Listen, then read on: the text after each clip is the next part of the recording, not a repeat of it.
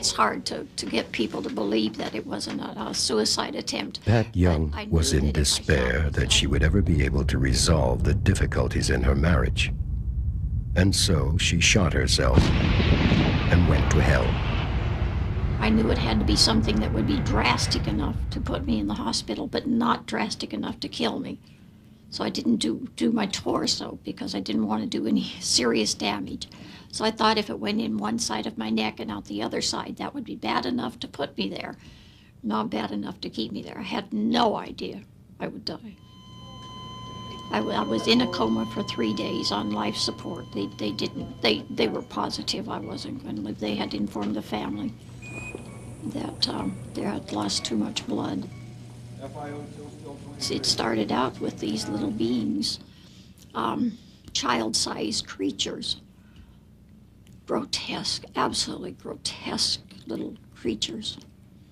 And they took great delight in doing things. They would make holes in me. They would either shoot me or they would make holes by actually hitting me. And in these holes, they would put horrible things. Anything that was excrement, vomit, bile, anything that was absolutely obnoxious. And these holes were everywhere. They would put them in my body, in my arm, in my cheek, in my eye socket. And you can't do anything. And you're extremely ill from it. But you can't get sick. I wasn't able to even gag. And you can't feel the pain, but you can feel and you can smell. And just beyond my right shoulder, I could hear this very heavy, raspy breathing, and it was getting closer. And I couldn't turn to see, and I didn't want to see. But I knew that as soon as it got within my range of view, that what I had gone through up till then was absolutely nothing. It was absolute pure evil of some sort that was coming. And at the very last second, when I knew the very next instant it would be within my range of view, I opened my eyes and I was alive. Tom Harper, Rhodes Scholar, theologian, and journalist, found when he was researching his book Life After Death that most people who have undergone near-death experiences claim to have at least started on the path to heaven. But there are others for whom the experience turned intensely negative. Hellish, in other words. Not long ago, my wife and I attended a church service in which the preacher declared in no uncertain terms that only those born again in Jesus would be spared eternal damnation. Afterwards, I told him I thought he had a rather narrow view of heaven and hell. "I do indeed, brother," he thundered at me. "I do indeed." It was obvious he felt we were headed in different directions. Maurice Rawlings, a cardiologist in Knoxville, Tennessee, has been on the front line in operating rooms where he has seen numerous people die and revive. He says we are not hearing about negative near-death experiences because no one wants to admit they've been to hell and back. Unless you're on the floor with the patient resuscitating, at the time, the heat of battle, at the time of their experience, why are you fighting me off, John? What do you see? Is there fire down there? Is the devil there? What's there? Then it all comes out. It's not sublimated into painless portions of the memory. You've caught them red-handed. They can't deny it. It's there. The negative experiences are always been there. They just haven't been captured because the psychologists, psychiatrists that interview these patients for a living, collecting cases of after-death experiences, haven't resuscitated one of the individuals they're reporting. How is somebody going to report a negative experience when they won't even tell their family? It's an F on the report card.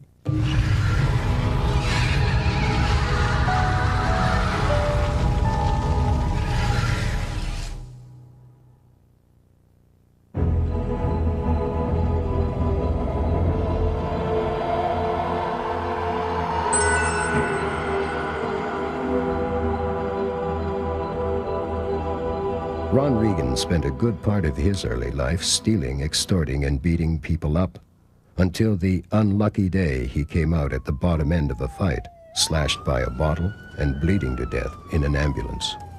And I didn't know what was happening. I thought the ambulance was on fire. And as it filled with thick black smoke, moving through the thick black cloud, almost like a opening in this thick blackness. And at some point I began to hear screams, multitudes of people screaming and wailing. And the best way I can describe it is it looked like a volcanic crater. And I could see like a huge lake inside this, but it was blazing with fire. I'd never seen anything like this, with the exception of hundreds of gallons of gasoline poured on the surface of water and ignited. But even worse than the sight, I began to see and to know that these voices were coming from those flames. And then I began to see bodies, silhouettes of human beings screaming, on fire, burning, but they weren't burning up. They were in an inferno of flames, but they weren't burning up. And they were screaming, and the smell, if you've ever smelled burning flesh, it was unbearable. And the screams were unbearable, but the most horrible thing was the pain, the emotional pain of loneliness and separation. And I saw other people, and they're saying, Ronnie, don't come here. There's no way out. Ron Regan became a Christian minister, preaching the gospel from his own experience. Well, I have nothing against becoming a Christian minister. After all, I became one myself. But I have to admit that many researchers in the field of paranormal experience see these kinds of claims as culturally determined.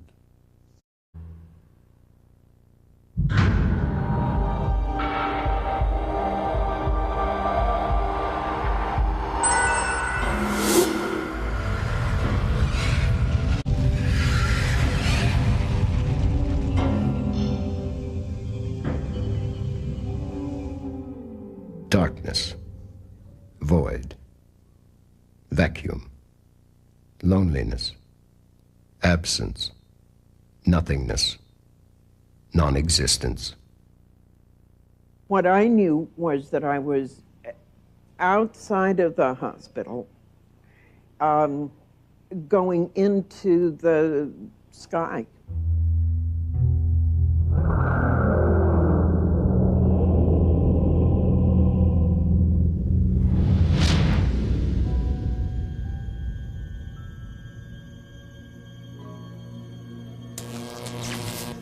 Nancy, you never existed. You never will exist. 35 years ago, Nancy Evans Bush may have experienced the kind of hell referred to by Stan Groff when something went terribly wrong during childbirth. She has been trying to make sense of what happened ever since. You're not real. You never existed. Nothing you ever knew existed. You're not real. You never existed. You never will exist. Nor does anyone you think you ever knew, nor your life, nor where you live. You made it all up. You were allowed to make it up. Which meant that not only did I not exist, I remember saying telepathically, but the baby doesn't exist. Her year-old sister doesn't exist. your mother, your husband, nobody you know exists. You're not real. And nothing you know is real. I've called it instant Holocaust. Nancy believes she has come to terms with the hell she experienced so many years ago. But what about those people whose near-death experiences threw them into hell and who found no hope, no redemption, no promise of anything better, who came back to this life with the sense that all they have to look forward to is perpetual misery? There is a gift in these experiences. Now, it's not a gift we want to get. But if we're stubborn enough, and for some of us this is the only benefit we've ever found for our stubbornness, but if we hang in there, we work through a lot of issues. We come to discover our religious faith in incredibly deep ways that we couldn't if we just kind of dazzled around on the happy level. So what I'm trying to do is go beyond just the idea of pain equals bad, equals punishment, equals hell, equals eternity, equals despair. Because the alternative to despair, I think, is joy, which is different than happiness. But the paradoxical nature of this is that in order to get to real joy, we have to be able to accept suffering as part of it. And I know that sounds bizarre, but I didn't make up the rules. And it just seems to work that way. In many ways, the concept of hell is the most difficult of all ideas of the afterlife for contemporary people to deal with. All of us have had moments of pure happiness or supreme exaltation about which we can truly say it was heaven. But hell is a different story. When we say something was hell, we don't mean it in quite the same way. Implicit in our idea of hell is the potential and the need to be released from it. When they made a movie about the most decorated soldier of World War II, they called it To Hell and Back. As far as I know, nobody's ever made a movie simply called To Hell, which is probably what's most nerve-wracking about hellish NDEs, that uncertainty about escape. Nancy Evans Bush, like any believing Christian, finds reason in her experience by affirming that only through suffering comes ultimate joy.